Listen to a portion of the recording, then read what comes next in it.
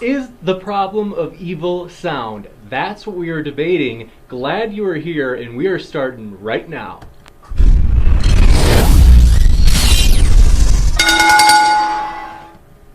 So, glad to have you here, everybody. Very stoked for this special debate, as we will basically be debating the problem of evil, whether or not it is sound. And this is, as most people prefer, an informal discussion.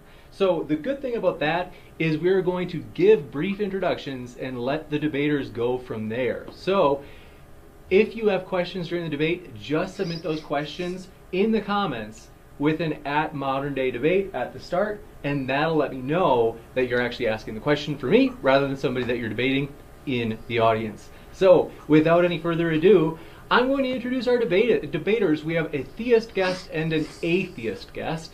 And first we'll start with our theist guest. RC Apologist has been doing this for a long time, and we're stoked to have him back. I'm very glad to have you here. Do you want to share about what's going on at your channel, RC? Well, just that we're currently trying to... By the way, can y'all hear me? Yeah, I can hear you. All right, yeah, just making sure. Yeah, we're currently trying to make sure get some content out there. We're doing live streams every Friday, except for this particular one because it's, well, the debate. And then, of course, we're starting to get back on original content being made. Got already a script recorded and going to be working on another one dealing with numbers 31 pretty soon. So just continuing to do well and study to help get that content out there to help grow the body of Christ. Rad. Well, I'm stoked to hear it. We're glad to have you back. And for those of you who want to check out his content, it is linked in the description below. We highly encourage you to check out both debaters' content or links in the description. That way, even if you don't agree, hey, at least you got their view straight from the horse's mouth. So, TJump, glad to have you back. Been here a number of times already. And what's going on at your channel? Heard you just surpassed the big 300 mark. Excellent. Excited for you. Thanks for being here. Yeah, thanks for having me on. It's a pleasure as always. I'm TJump. I like doing debates. I debate all kinds of stuff, mostly religion and the arguments for and against the existence of God. You bet. Well, glad to have you here. And with that, we're not going to waste any time, folks. So excited that both of the debaters are here. We're getting started right now. So I will set the timer. We could maybe do like roughly 45 minutes and then 15 minutes of Q&A. So glad to have you both here, and the floor is yours. All right, I'll start with my introduction. The problem of suffering is that if there is an all-good, all-powerful God, it would have created the best of all possible worlds for all possible wills. And that is a world where every individual has sovereignty over themselves, and it is physically impossible for anyone, including God, to force anyone else, to do something they do not voluntarily consent to doing. Anything less than this is by definition slavery and by definition immoral. So we clearly do not live in such a world. Therefore, either God is evil because he has forced us into slavery to his will, or God is not powerful enough to create the best possible world, which is unlikely because we are almost at the technological point where we can do so, or God doesn't exist and an impersonal necessary thing that created the universe does, kind of like pantheism. We know this to be the case because, as theists argue, there is an objective basis of morality grounded in our moral intuitions and moral progress. So if we grant this evidence as indicative of an objective morality, the objective moral standard is a world where every individual has sovereignty over themselves, and it is physically impossible for anyone, including God, to force another to do something else they don't voluntarily consent to doing. So, given objective morality, there is no all-good, all-powerful God, because if it existed, it would have created the best of all possible worlds, and we clearly do not live in such a world. So maybe there is some objection that maybe there is some sufficient reason that God could create a world without suffering. This objection does not work because any potential benefit of a God-designed world can be achieved and improved upon in the best possible world simply by making it optional. In the best possible world, it would be an option to live in a God-designed world exactly like this one with all of its benefits and consequences. The only difference is that those who do not wish to live in such a world can simply choose to go to their own universe of their own choosing. And this option is clearly morally superior in every respect, therefore God has no possible excuse. Another way to demonstrate there is no excuse is to ask, would that make it okay to make someone else slaves? Like if Adam ate an apple, does that make it okay to put another group of people in slavery if they ate an apple? Clearly not. Or if Adam and Eve chose to live in a world with suffering, would that make it okay to enslave their children? Also clearly not. So we can just ask the question, would whatever excuse God have make it okay or justifiable to make other human beings slaves? And the answer is pretty much always going to be no, because nothing justifies slavery. So to conclude, if there was an all-good, all-powerful God, it would have created the best of all possible worlds. We clearly don't live in such a world. We are almost technologically to the point where we can create such a world, so God has no excuse. Therefore, there is no all-good, all-powerful God, and it is far more likely that the universe was created by something like pantheism, which is impersonal. You bet. Well, the floor is yours now, RC. All right. Well, obviously, I take the position that the problem of evil exists, but the problem can be solved based on the fact that with evil existing, we know that we can determine something, first of all, is morally right and morally wrong, because everyone, as objective morality states, knows what is right and wrong. And for this particular reason of why I affirm this would be the issue of what God has revealed in his word, and that is Romans chapter 2, verse 14 to 15, as it is stated in the Christian Standard Bible translation. So when Gentiles who do not by nature have the law do what the law demands. So it's saying that they don't have the written law down, but they do what the law demands. They are a law to themselves, even though they do not have the law. They show that the work of the law is written on their hearts. Their consciences confirm this. Their competing thoughts either accuse or even excuse them. So when it comes to this particular issue, about the problem of evil and the issue of morality, everyone knows right and wrong exists, and that's where I'm going with the sense of objective moral values and objective morality, and where our source of that comes from is that we get this from God, who has written the law in our hearts, not just simply to the Jews, but even to the Gentiles that are the non-Jews. Now, concerning the actual problem itself, that is, that if things, exist that are evil, for example, hurricanes, fires, murder, rape, and all these things, then the question becomes, how could a God, allow this to happen? Well, the issue is that every single thing that I believe occurs in the universe, even down to the microscopic details, has been ordained by God for a purpose. That it's not just some blind, meaningless, guideless process of randomness, but rather that everything that occurs happens with a purpose to the very end that will glorify God, as well as to, in other instances, redeem his people. For example, the wickedness of Jesus being crucified on the cross being an ordained event that was truly evil, yet was ordained for the sake of the atonement of sinners, so that they would be saved and redeemed through his Son. Now, people may try to point out the issue of what kind of goods could come from evil, and that's the whole thing I think I might want to get into later on. As John Frame, a philosopher and theologian, notes in his book on systematic theology, pages 289 to 290, he says the following, quote, "Some have argued that the possibility of evil is necessary for an orderly universe. An orderly universe, in this view, is a universe governed predictably by natural law, but natural laws are impersonal. The law of gravity, for example, takes no account of persons. If someone jumps from a high cliff, he will be hurt. Whether he is righteous or wicked, if God miraculously protected everybody for those otherwise righteous who took foolish chances, it would be difficult to predict the events of nature scientifically. So if we are to have an orderly, predictable universe, so the argument goes, we must be willing to accept a certain amount of pain and suffering."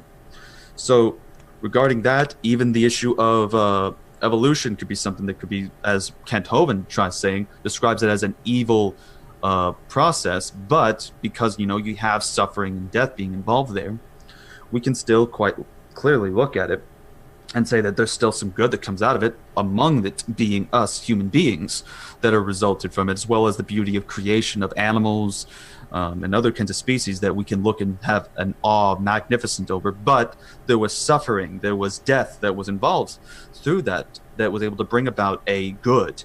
So the issue is then, how can the atheist, regardless of if he affirms objective morality or not, ultimately justify this without ultimately trying to go back to what is God. And that's what I think is the problem with my opponent, is that while he claims that he is trying to hold to some different atheistic morality, concept of objective morality, he is in reality actually getting his morality from God.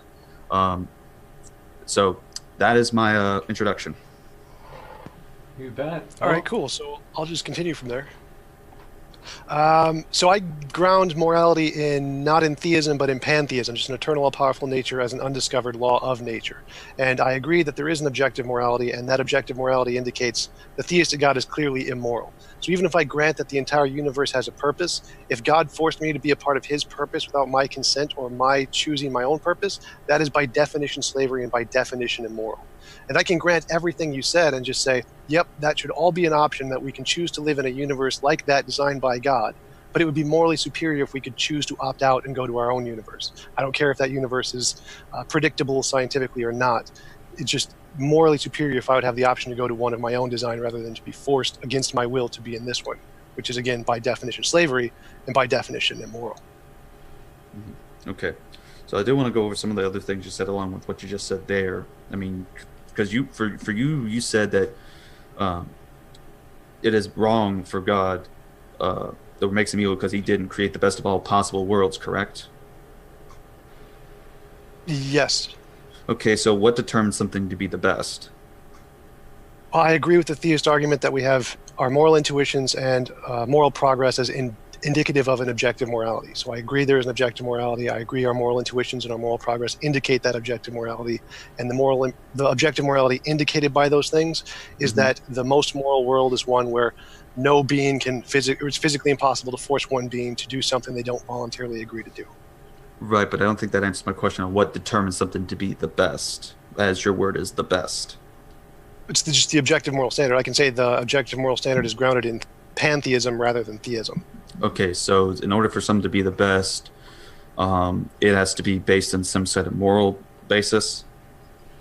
Yes, an objective moral basis. So like when Hitler, for example, is considered, well, not a righteous man, considered, at least as far I've heard in speech classes in college, the greatest speech giver of all time because he is able to convince an entire nation to go through and follow through with his ideas of genocide towards the Jewish race. But that you and I would agree that that's not a moral thing. Would therefore they be wrong in saying he's the best speech giver with that regard? Being the best speech giver has nothing to do with being the best moral anything. Okay, but the issue was just determining what is how do we know something is the best, period. So again, I'm just using the word best to mean moral, so it's the most moral. Okay. So in that context, it wouldn't have anything to do with moral. No, it would. Okay. My world is just the definition of objective morality is the basis being a world that has no involuntary imposition of will. It's grounded in pantheism as opposed to theism. So it's the exact same thing as your morality. It's objective in the exact same sense as your theistic morality. Okay, and what is the source then of this objective morality? In pantheism. Right. I would just say it's like an undiscovered super law of nature. So it's an undiscovered super law. So if it's an undiscovered super law, how do you know it's a super law? A law is just something that describes some part of nature that some interactions that nature does. So a law isn't a physical thing, but we're here to discuss the problem of evil, not the problem of can morality be objective on a different worldview. So just grant that for the sake of argument. Let's say there can be objective morality in other different systems. Right. And go to the problem of evil. Right, but the issue I think as well is the problem. If we're going to say the problem of evil, then because I think was the thesis is the problem of evil is sound, then likewise you two would have that issue about the problem of evil, since evil obviously exists. Now we just have to figure out how to solve it. And I think even in your position, there's still problems with it.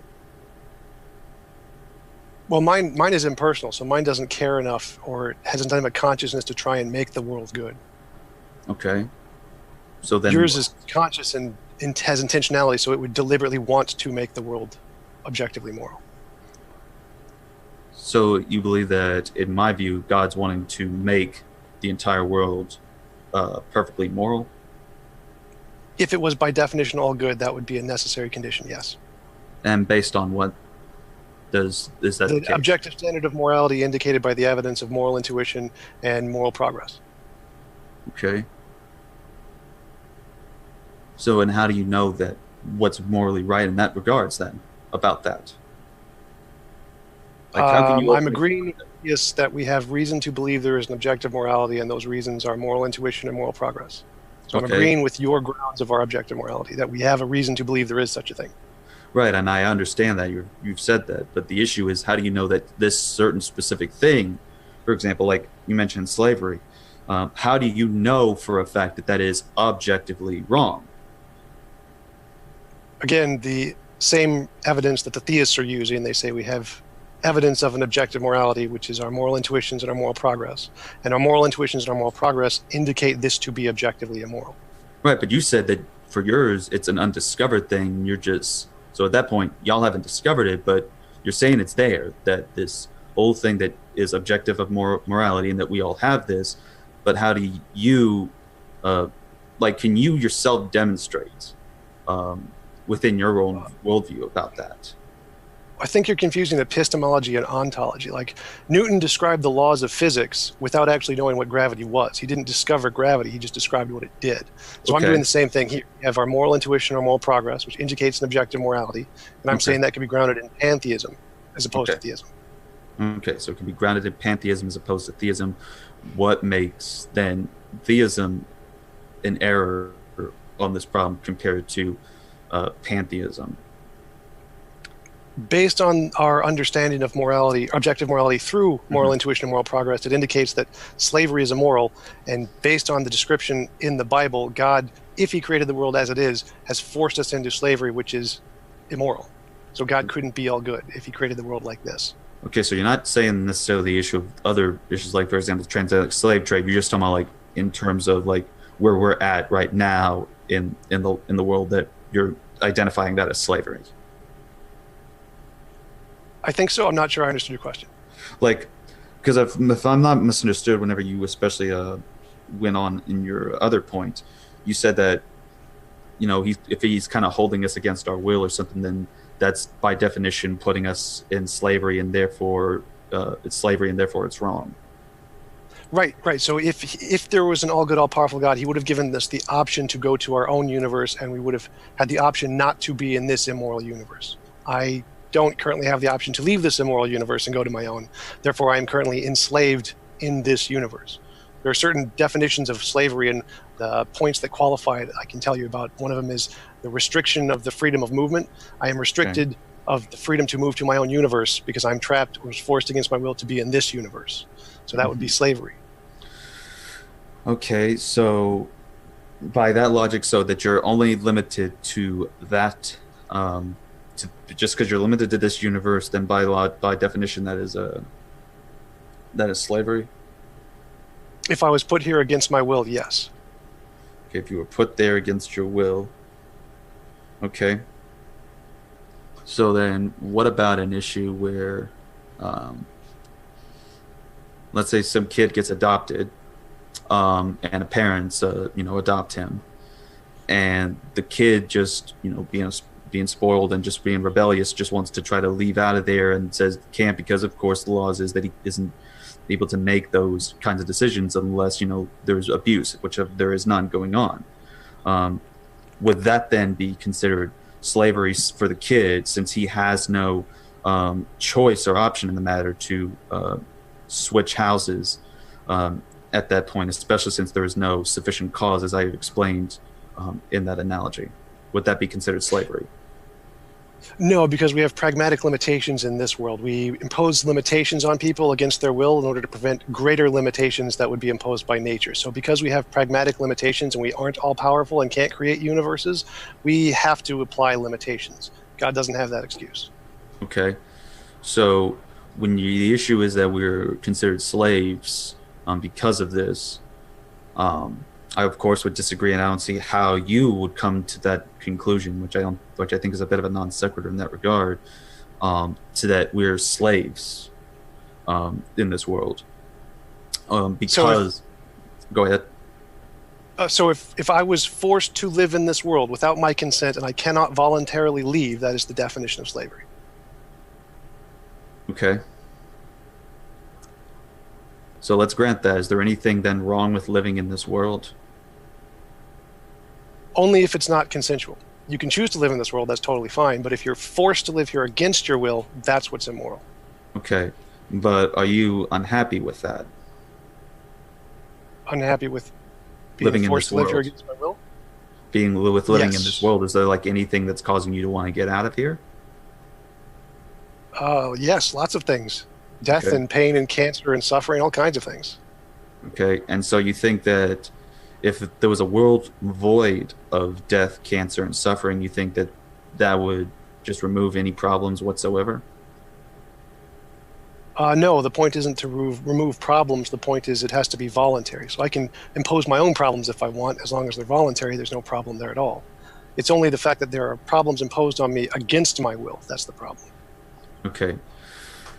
So it seems then the most part of the problem is that you want to have a choice in which universe you live in. Yes, I would like to not be forced to live in one universe against my will. That would be very nice. Okay. So do you know every single bit of detail about this universe? Our universe or the one I want to live in? This universe, the one that you're claiming that we're being held in, that's not the best of possibilities. Oh, absolutely not. No, I don't know everything about it. No. How much would you, if you were to give a percentage or a scale, how much would you say that you would know about this universe? 0. 0. Okay. As So close to 0 as possible. So based on you saying that you have 0 possible information containing about this universe, then how do you know that it's not the best of possibilities? Because we know that objectively, the objective moral standard indicated that anytime you force someone to do something against their consent is objectively immoral. It has nothing to do with the universe. You can change everything about the universe. If God forced me to be in a universe of pure bliss against my will, that is still immoral. So the universe itself is irrelevant to the question. It's only immoral because I was forced into it against my will. Okay, so then just you being forced to do something in general is wrong. Yes. It is immoral to force any other human being to do anything without their consent. Okay, so then just by that standard, that be forcing any individual without consent to do something, like in a particular case, like giving someone a shot to prevent a certain disease, and the person doesn't want that to occur, even though if they don't have it, they will die.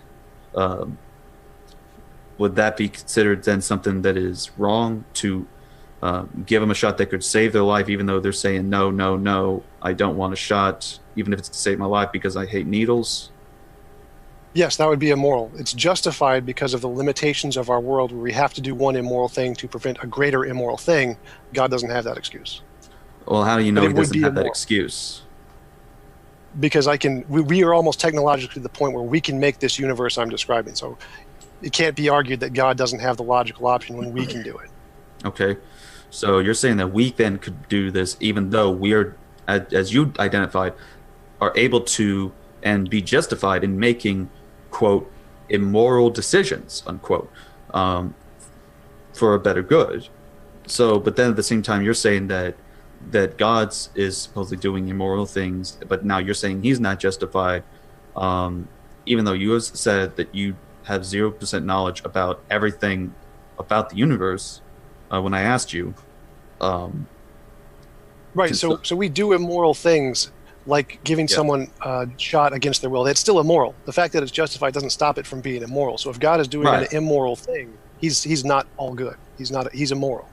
Mm-hmm. Well, I would disagree in how you would define that, of course, and that's where I think the issue is, where we differ on our worldview. But can I address the second thing you said? Is I don't need to know everything about the universe because we know that we can physically make this other world, which means God must necessarily, unless we're more powerful than he must also be able to do it. And anything that is possible in a God-designed world in this universe is possible in the best possible world. Because it's just you can choose to live in a world exactly like this one. So we don't have to know everything about the universe to know that it's possible to do this.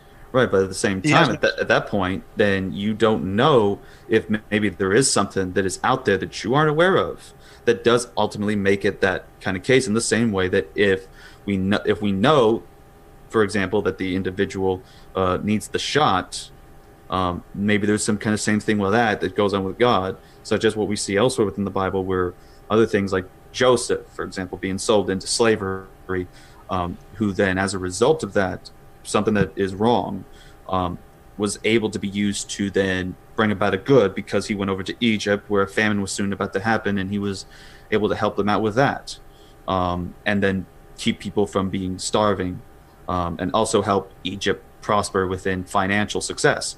So when we have things like that occur, and especially elsewhere within the Bible that talks about, I believe it says that God works all things to for a good.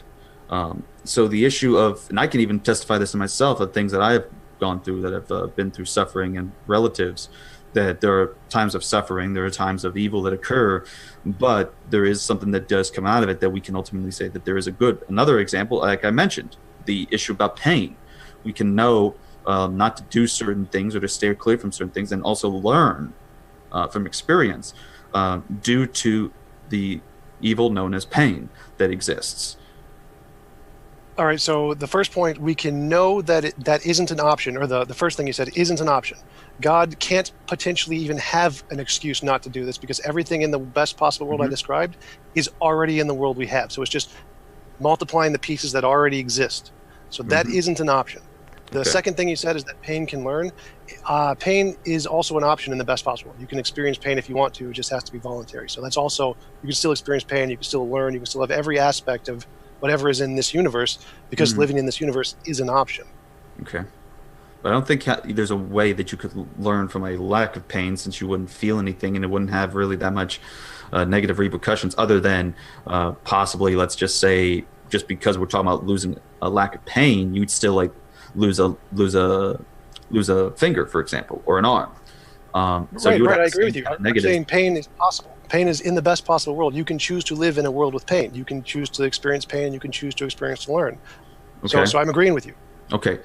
So that's the case then. What about people today who may even affirm objective morality, that says that we must have a world with zero pain, otherwise it's not the best of possible worlds? Then how would you disagree with those individuals? Because you're not the first person I've talked to that is who identifies as an atheist, that's an objective moralist. And that's one of the arguments they have against Christianity, is that pain exists, therefore, this is an evil world that God created.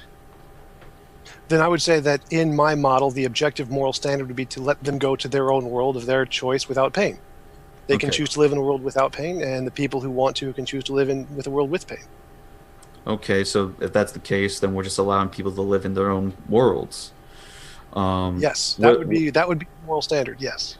Would it be possible then for, as a result, that people who wanted to choose their own universe and choose their own world, would this include living with artificial people, or would these be people that are just joining in as well, that are actually people and not just simply like false or fake over a period of time? Either is possible. Either one is possible. You okay, so then that still leads to a problem then. What if someone, I guess, I think I already know where you're going to go with that they can, of course, they're able to decide what they want. So you're saying that it's all about choosing, but then how do you know that that's right, that that's morally right? That's what's indicated by the evidence of our moral intuitions and moral progress. Okay, and what about someone who doesn't agree with that says otherwise? Well, I would say the same thing the theist says. They're just wrong. Okay, so you're saying that they're wrong, and but while we have an answer for that, what is your answer to that? I would answer the exact same way a theist would. We have an objective morality indicated by moral intuition and moral progress, which indicates this is the right answer and their answer is wrong. Okay, but what do they just still say that they disagree and you can't demonstrate that? That's fine. Same thing a theist would do. It's just, okay, you can be wrong. Okay, so you just simply say that they're wrong without ultimately trying to justify it, unless you had what you said earlier. I'm not sure I follow your point. Like, people can be wrong. They don't have to believe me. I don't Okay. know what you're arguing. All I was asking was a question. So that being said, let me see what else I had. So you mentioned, so I don't know, maybe I've already mentioned this before, but you used the phrase before of morally superior. So how do we determine, objectively, within our moral intuition that something is morally superior? Well, I would say that's just what the moral intuition indicates. That's what the point of the moral intuition is that it does indicate one thing is superior to another. That's why Okay. it is considered evidence of objective morality, is because it does do that. Okay. So, you're saying that the moral intuition that we have comes from something, Yes. okay? And just to help remind me, what is that something? I don't know what it is, but my alternative explanation could be an undiscovered law of pantheism that we just don't know about yet. That is a possible source. Okay, so it's an undiscovered law. Is this undiscovered law material or non-material? Either one makes no difference. Okay, either one makes no difference. All right. So if it's either one, let's say it's non-material for, or you know what? Let's just go with both. So, but it's undiscovered, and you don't know exactly what it is, but you're going to say it's a something super law that's undiscovered. Yes? Okay. All right. Just thought I'd just ask that. Okay. So Just to clarify, it's like Newton discovered the laws of gravity by describing what they did. but he before didn't. he knew. Right. Yeah. Okay. And that's the same thing I'm arguing. I'm arguing we can understand objective morality through what it does with our moral intuitions and our moral progress without knowing exactly what it is. Right. So we don't it's ontology, but we can still describe that it exists. Right. Sorry if I ask too much. Sometimes, like your concept is definitely certainly very interesting and new. So that's why I'm just trying to make sure I don't misrepresent you. So forgive me if I ask. Absolutely, no problem. I totally understand. Okay. So you mentioned that he is holding you against your will for his will if, and this I think is where my question sort of gets clarified from past responses, if he's making you be in this universe that we live in now. Yes. Okay. So if you forced me against my will and didn't give me an option to go to my own universe, that is slavery. That's immoral. Okay. So, well, I think I really don't think there's much of a way to resolve the issue, because it seems that you're saying that something is wrong in how we're going about it, about us being put into this universe, even though while there are things that happen, you admit that there are some things that we ourselves, people who you say can do, that aren't omnibenevolent and omnipresent, but we can still make this possible world that is the best of all possible worlds. But while we could do that, we're still justified in making what you have said, immoral decisions. But yet, if God makes something that you state is an immoral decision, even while not having all the knowledge of like what could be considered the justified means, you'll still identify that he is still somehow in the wrong in this issue about the problem of evil. Right. So from my perspective, we can only do an immoral thing to prevent a greater immoral thing that is caused by nature. So we only have that as an out because we can't design nature. Once we can design nature, once we can make the best of all possible worlds, like what I mean by we almost technologically have the ability to is that we could like upload all our brains to the matrix or something and give ourselves our own universe. We don't have that ability yet, but it is logically possible that we could in the future. And once we do that, then we would no longer have the justification. If we could all go to the matrix, it would no longer be justified to force someone to do something against their will, because we could design nature. And since God can already design nature, he doesn't have that justification in the first place. Okay. So then what happens towards the end then cannot be justified, basically. That no matter what he has set up, that every single microscopic detail down to the atoms is unjustifiable. Right. If he forces me to live for his purpose, which I had no say in, that is by definition immoral, regardless of whatever that purpose is. Okay. So, I don't know. I just don't see how that would be the case, because I think of the same thing when it comes to parenting, getting away from the issue about diseases and all that. That if we are, for example, let's say if a person, makes bad grades. You mind if I jump in here? So let's say you discipline a kid to stop them from running into the street. That would be a justified immoral action on my viewpoint. It's immoral to discipline the child because you are doing something against their will or without their consent, but it's justified because if you don't do it and they run into the street, they're going to get run over by a car. That's only justifiable because if they run into the street, they're going to get run over by a car. But if we could design nature, like live in the Matrix or something, and cars would just pass through you like you're a ghost, then there would be no justification for disciplining the child, because they could run into the street all they want and they would never get hurt. So the only justification we have for disciplining the child is the fact that there is a greater punishment there in the future because we don't have control over nature. If we had control over nature, there would be no justification in disciplining the child ever for anything. Okay.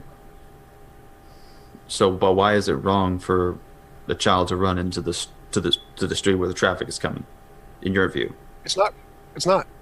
Okay, so it's the not child. Wrong at all. It's the fact that they're going to get hit by the car. That's what's wrong.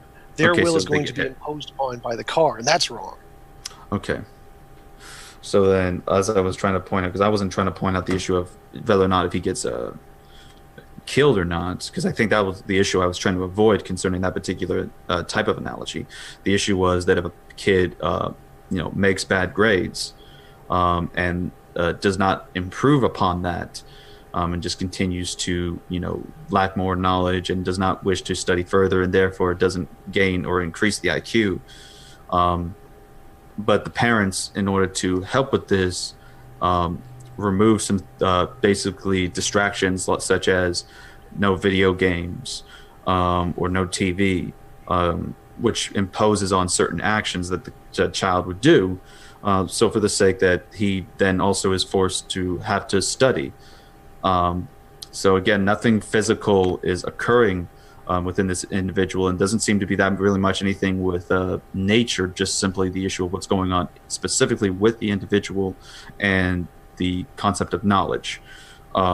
Is that wrong, what they did, that can be considered justifiable? Yes, that would be the exact same in my worldview. The reason that they are justified in that case is to try and make their kid smarter so that he can live in the world. You need to get a job to be able to buy food and to support a family and to live in the world. Now, if that wasn't a requirement and you didn't have to get a job and you didn't have to work for a living, then and you could just do whatever you wanted to in your own universe, then it would no longer be justified to force the child to learn stuff. He should just be able to go around and play video games all he wants. And so the only reason it's justified to punish him for not learning that stuff is because to prevent the greater imposition on his will of being homeless, essentially. Okay, but what if even... That would be the exact same as the car example, from my perspective. But what if at that point he doesn't become homeless, he fails all the whole thing, and he just stays with his parents for the rest of his life? Because I've seen people, and I've actually worked with people, where this kind of stuff happens as a caretaker. I do not follow your analogy. That's fine too, but the goal would be to try and give him the opportunity to succeed in life to some degree. So it's the same justification. But why is succeeding in life good then? What if this person, by his own decisions and will, doesn't want to succeed in life? That would be his choice. From my perspective, you have that choice. You have the moral choice to be able to decide that for yourself. But again, the justification comes from the fact that if you don't succeed in life, nature is going to hurt you bad because you're going to be without food, without a home, without all kinds of things. And so the fact that nature places these immoral limitations on you is what justifies parents in disciplining their children to try and get them to the point where they can succeed in life and not have to go through that suffering that nature is going to impose on them. Okay. So concerning so we've talked a good bit about like the different analogies we can go into on this. To me, it seems that with you saying that there's an objective morality, there's objective moral standard, but for you it's just undiscovered, and that you can say that it can be either it could be something that's physical or something that's not physical. So by Would you that, like me to expand on that more? sure. All right, so there's a theory in physics called emergent spacetime by Nima Akarni-Hammad, who says that space and time can emerge from some more fundamental natural property. I'm going to call that non-physical because it's outside of space and time. And so the super law of nature of whatever's causing morality could be in that spaceless, timeless realm of natural stuff that we haven't discovered yet. So it could be more like a law like gravity that is physical, just a warping of space-time in some way, or it could be a non-physical law that has something to do with prior to space-time interacting. But from my perspective as an atheist, I don't think we have any knowledge about any of those pantheism, theism, deism. We have no idea what the fundamental nature of reality is. Now, I'm willing to grant that there is an objective morality, because I personally believe there is. But whatever that is, we have no way to know what's grounding it. Mm-hmm. Okay. So we have no reason to know what's grounding the law. We can't know what's grounding it. We can hypothesize. Okay, we can hypothesize, but we don't. So in other words, this is really just a theory that you've come into based off of observations you've made in this world, I guess, right? Well, again, I'm just taking the theist's evidence of moral intuition and moral progress, and I'm saying I'm just going to agree with the theist and say, yep, that qualifies as an objective or evidence of an objective basis. I'm just going to grant that. So I'm just using the theist's evidence here. Okay, so you're saying the theist's evidence, as in evidence of theism, or evidence that we claim that's out there? The latter. So theists claim that there is evidence of objective morality, and that evidence is our moral intuitions and our moral progress. So I'm going to agree with the theist and say, yes, that is evidence of objective morality. Okay, so basically what we see, I guess, like, what is it, like how Ken Ham usually described it, like we're looking at the same evidence, but we're coming at different conclusions based off of our presuppositions? Or how are you... Sort of, but I'm saying that based off the evidence provided of moral intuition and moral progress, it indicates that is definitely not an all-powerful, all-good being. Because if it was, it would have created a world that didn't have slavery. And based on the Christian definition, it definitely created a world with slavery. Okay. So if it created... So I would say that there's better evidence to indicate pantheism than to indicate theism based on objective morality. Mm-hmm. Okay. So if it created slavery, and in your view that this is wrong, and I would agree that slavery would be immoral. Of course, that differs on what you stated earlier, because I disagree that we are currently being in a slavery situation, even by what you had described on how you defined it. Let me ask you about that, if you don't mind. So would it be morally superior if people who didn't want to live in this fallen world could just choose to go to their own universe? Would that be better or worse? I don't think that really has any issue in morality based off of my particular worldview. I don't really think a decision like that is based off of any kind of moral ground. To me, that's not a moral question. To me, it would be like a preference of music. Okay, let me ask you a different question. If a slave had the option to leave slavery and go home, would that be moral better or worse? If he had to leave slavery to go home. Yep. Well, for that, I think it depends on the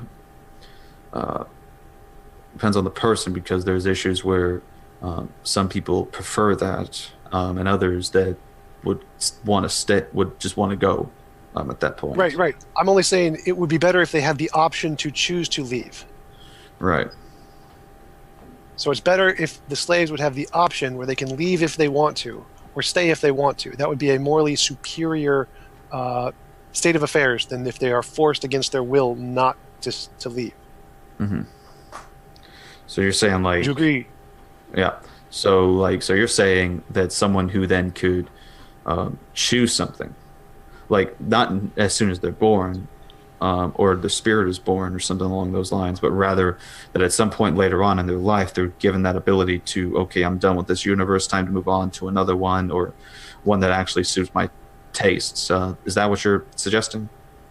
Well, I'm just going with the slavery analogy here. If someone is a slave right now in the present, it would be morally superior if they had the option to leave than if they don't have the option to leave, correct? Mm-hmm. So from my perspective, the same thing applies to us. If we had the option to leave right now, we can go with your analogy and say, if we had the option to leave right now and go to our own universe, that would be morally superior than the fact that we are forced to live here against our will. Mm-hmm.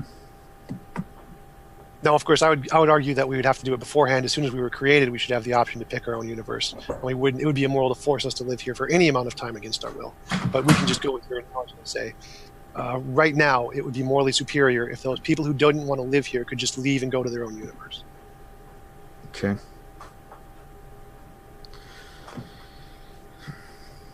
Well, I mean, I really still, even after going through all this, I don't see where then this causes a problem for the problem of evil. Because as far as I'm aware, concerned, the problem of evil is about the issue of how do we solve the issue with evil, and it seems to just then go to only focusing on, well, if he was able to create another world or allow us to go to these different universes of which could be fit for us, so like allow us to go to the best of possible worlds, then that would solve it. But then what about other worlds then that would have things that we would consider evil, and they are in existence, and even though we don't live in them, there are people that are going to some of these worlds that exist. What do we make of that? If they voluntarily choose to go through that, that isn't evil anymore. It's voluntary. Right. I'm not asking though about them, but say someone else goes to something that you believe is immoral. I'm not sure I follow. So if I only see it's immoral if you force someone to do something against their will. They can do whatever they want voluntarily, and that's no longer immoral. Let's say this then. Do you believe that rape and murder is wrong? Yes. On an objective basis? Yes.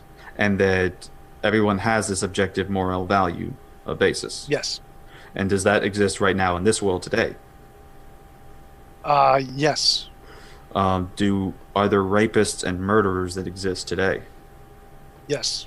For some of these people. So you're asking if there was a rapist who wanted to go to a world where he could rape, would that be considered? Is that what you're asking? Something like that? Well, I should ask if you're all knowing then, because you nailed it right there. All right. So you only have control over yourself and your universe. So you can design your universe any way you want. So if there's a rapist and they want to rape people, they can make it so they have control of their universe and they can force anybody in their universe to do whatever they want. But you can't force anybody else to go into that universe. Every other person would have the voluntary or the option to go to their own universes, and if the option to go to this universe if they so choose. And so they would only be able to go to his universe and be subject to victimization if they so choose to do so. So he can't he can't force anyone to do anything involuntarily. So there would be no immorality. Okay, but isn't rape what's the definition of rape?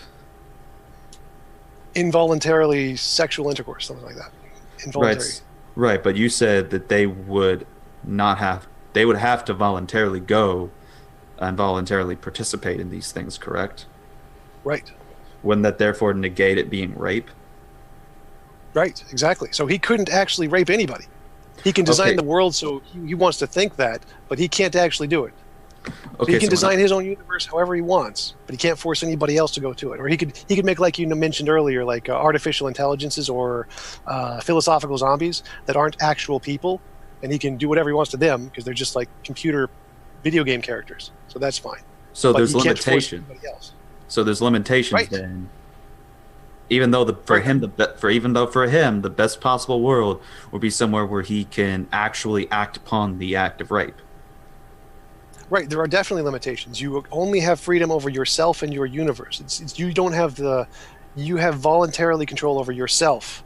You don't have voluntarily control over everybody else. So you don't have total freedom or all powerful. You're not all powerful. You only have freedom over yourself and your universe, and no one can involuntarily force you to do anything you don't consent to doing. That applies to everyone. So you're not all powerful. There are definitely limitations. Okay, so in other words, God's not the one that's creating this universe. It's the human individuals themselves that he's allowing to create the best of possible universes. Either one is possible. God could create it for you. You could say, I'd just like my universe like this, put it in like an order at McDonald's, like print the universe. Okay, then. So, if that's the case, so then we would obviously see what the problem would be then if he's not allowed to then, do something like that, to create anything as to what you were trying to point out to that the person wanted to occur. But then also at the same time, your problem was that the person didn't have the choice. But now you're saying that there are some things he doesn't have a choice over, which seems to conflict with what your problem was earlier. No, you only have freedom over yourself and your universe. You don't have total freedom over other people. That would be a contradiction. So if you tried to impose your will on other people, that would be the definition of immorality based on how I've described it. So I don't see the contradiction you're trying to outline here. Like there's no total freedom. I'm not necessarily saying there's a contradiction. I'm just trying to understand that you obviously have to see where there's, based on what your whole thing is, it seems to be about freedom of allowing certain things to occur. But freedom there's a limitation. from involuntary imposition. So it's freedom from involuntary imposition. Okay, so that's the actual thing about freedom, that there's still a limitation regarding that freedom. Right. It only applies to yourself and your universe.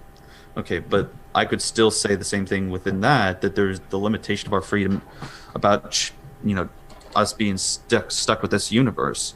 Should be something that's justifiable. What do you mean? You're not stuck with the universe. You can destroy it if you want. You can go visit other people's universes if they allow you to. I'm talking about the reality that we're in now, where we're just limited to just this universe. The one that you say is not the best of possible worlds. Right. What about it? Well, like the issue with this one guy that you're saying that he can't do certain things, but by the time that happens, then he's like, well, this ain't the best possible world, because if it is, then I would be able to act upon the action of rape. And so because we don't have the action to go to the best possible world that we want, therefore then it's not the best possible world we want. It's not about what we want. The objective moral standard is indicated by our moral intuition or moral progress. That is a world without involuntary imposition of will, where one person cannot force another to do anything they don't voluntarily consent to. That is the objective moral standard. You can design your universe however you want, but that's not what's moral. What's moral is the fact that you can't force anybody else to do anything they don't consent to doing. Mm-hmm. Okay. So what we will do is I'll give you a 2-minute warning, and then we will start the Q&A if you guys have any last questions you want to go over. Well, at this point, I think I've asked enough. So unless TJump wants to ask me anything, because I think I've been doing most of the interrogation at this point. Well, I mean, I'd still like to know, would it be better? Just imagine if it's possible. Would it be better if God gave every individual the option to go to their own universe? And if they wanted to, they could come to this universe of suffering and pain. But if they didn't want to, they could just choose to go to their own. Would that be a morally superior world? In my understanding of things, and based on how I'm feeling, to me, yes. But the issue is that I therefore don't say that therefore God is wrong in just allowing things as they are today, because I'm also finite in my knowledge and I don't know what happens in the future, that therefore is a justifiable position for God to do what he's doing. Just like there are times that I wasn't aware of things that my parents were doing, and I thought that, oh, you're an evil, idiotic person, until I grow up later and start gaining knowledge and wisdom, that I learned that what they did in helping raise me was absolutely justifiable. All right, that's it for me. Thanks for your answer. No problem. You got it. So excited to move into the Q&A, as we got a number of questions here, good questions that I'm pumped to read. And if this is your first time here, highly encourage you to hit that subscribe button, as we have a lot more debates coming up. In fact, we hope to have the gentleman that we have on right now back in the future. So as well as tonight, we've got a double header. We've got a debate on creation evolution right after this one. So The questions. Karag, forgive me if I'm saying this wrong, Karag. Korag Nightwolf asks, if we are fallible beings, how could we ever assess a source to determine whether it's fallible or infallible, like a god or scripture? So I think this would be for RC, but might also be for Tom. Mm-hmm. Well, if you don't mind, I'll take a shot at answering. It's definitely possible. Even if we're fallible beings, that means it's still potentially possible that we could find some kind of methodology to indicate an infallible or ultimate source. But as far as I know, we don't have any such methodology yet. Mm-hmm. So, from what I'm looking at, the question, if we are fallible beings, how could we ever assess a source to determine whether it's fallible or infallible? I mean, as far as if we're fallible beings, how could we assess a source? I think the issue, I mean, sorry, playing dumb here, but I'm not too familiar. It's been a while since I've heard the word assess or looked it up in the dictionary as much. But as far as a source, I mean, I think that was revealed via the word that which an infallible God is left that to us, and we have read that and be able to know it, as well as also our own conscience sees creation, and we understand that there is an infallible God that exists, and if that is where we all have that knowledge, then I'm pretty sure looking at, for example, the scriptures that point out the issue about the law, as well as the fact that of our conscience that has that written law in our hearts, that conscience of automatically knowing right and wrong, that would be our point. That's how we would know. You got it. So, next question. Thank you, gentlemen, for your answers. John Peterson asks, for the theist, if God created everything if God created everything, then he created evil. Therefore, how can God be anything but immoral, because he's responsible for every evil act? And he'd like Tom's take on this too. Okay.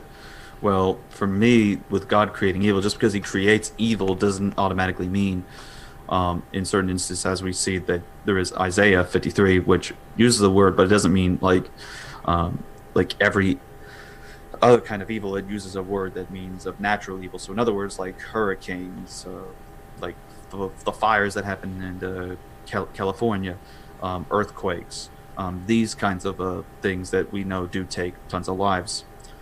So we could consider that an evil.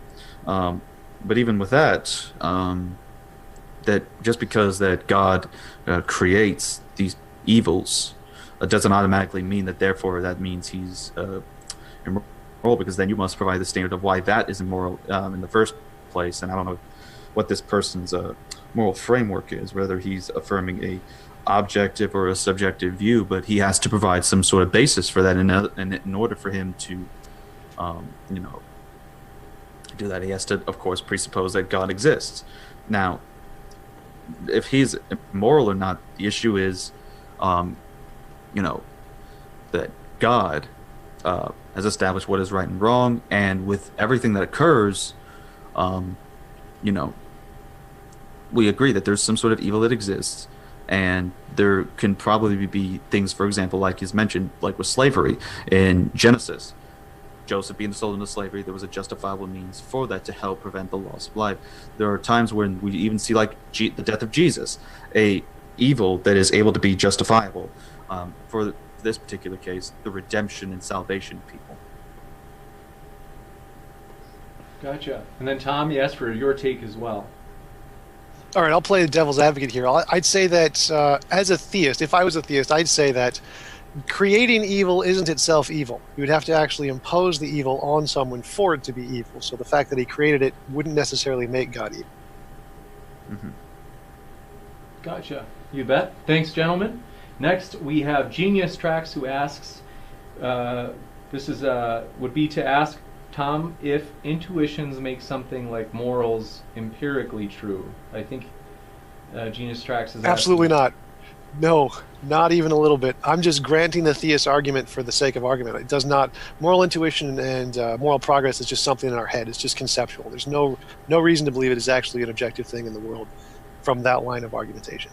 I just granted that in this debate for the sake of argument. Gotcha. You bet. And S.J. Thomason, good to see you here again, S.J. What grounds the objective moral standard of Tom? So thank you for that question, S.J. And Tom, obviously this one's just for you. I wrote a model of objective morality. It's on my YouTube channel. I define objective a little bit differently than theists do. I think it can be objective based on if there is a kind of like a Platonic perfect form. And so I take a more of a Platonic approach to what objective morality qualifies as, rather than grounded in some kind of a theism. But pantheism would be another option if you want that kind of a grounding. So I just say my morality could be grounded in more philosophical definition of objectivity, or it can be grounded in pantheism if you want that kind of metaphysical grounding. You got it. Well, thank you very much for that. And with that, excellent questions, everybody. The whole gang, thank you very much, and glad to have you back. And if it's your first time here, glad you're here too. No matter what your worldview is, we encourage you, check out the guys in the description. Their links are there. You can say, hey, if you agree with them already, well, then you got somebody that you already would probably be interested in reading. And if you don't agree, well, you can at least understand them in the most charitable way possible. So with that, we want to say thanks for stopping by. If you enjoyed this video, feel free to give it a like, and then we can get the debaters' ideas and questions and what you heard out to more people out there. So with that, I want to say we will have our next debate with our doubleheader tonight, and so stick around for that. We'll get started in about 5 minutes. Thanks for stopping by, and most of all, thanks for the debaters, because they're getting in the hot seat, they're doing the studying, they're doing, like, I can't believe, like, I just am amazed at how much the debaters prepare and come to play ball. So I'm just thankful for the debaters, because they're what makes the show. And so check out their channels. Thank you very much, RC and Tom. Thank you. Thank you. My pleasure. So with that, keep sifting out the reasonable from the unreasonable, folks. And with that, we will see you later. Have a good night.